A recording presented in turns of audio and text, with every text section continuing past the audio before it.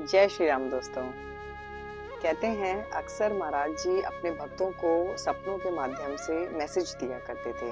भक्त की जो भी समस्या होती थी, उसका कुछ भी काम होता था, अगर वो नहीं कर पा रहा होता था तो महाराज जी उसको सपने के माध्यम से मैसेज दे दिया करते थे। ऐसी ही एक घटना है नैनीताल की।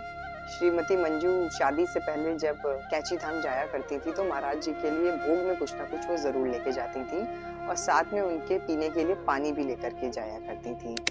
ऐसे एक बार जब वो महाराज जी के लिए भोग लेके गईं तो महाराज जी ने उन्हें एक कटोरी दी और कहा कि ले, इसमें तू जल पीना। उस कटोरी को लेकर के श्रीमती मंजू अपने घर वापस आ गईं।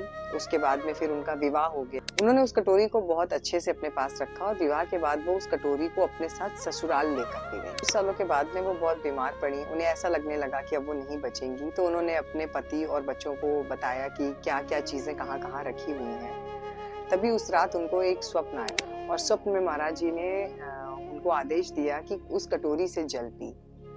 अगले दिन जब श्रीमती मंजू उठी तो उनको वो सपना याद आया और उन्होंने उस कटोरी को ढूंढ के उस कटोरी को उन्होंने निकाला, उसको साफ सुथरा किया और फिर उसमें जल भर करके महाराज जी की फोटो के आगे उन्होंने रख दिया और उसके थोड़ी देर बाद उन्होंने उस जल को पिया।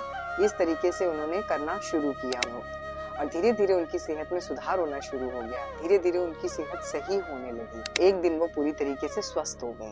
अक्सर महाराज जी अपने भक्तों को जब वो किसी कठिन परिस्थिति से गुजर रहे हो, कोई समस्या हो, कोई बीमारी हो, किसी भी तरीके की प्रॉब्लम हो, तो वो अपने भक्तों को स्वप्न में दर्शन दे करके मैसेज देते थे कि क्या करना है, कैसे करना है, और भक्त उनके स्वप्न में दिए गए आदेश का पालन करते थे और उसका फल प्राप्त करते थे। जय श्री राम, जय हनुमान जी, जय महाराज जी, जय श्री सिद्धि माँ।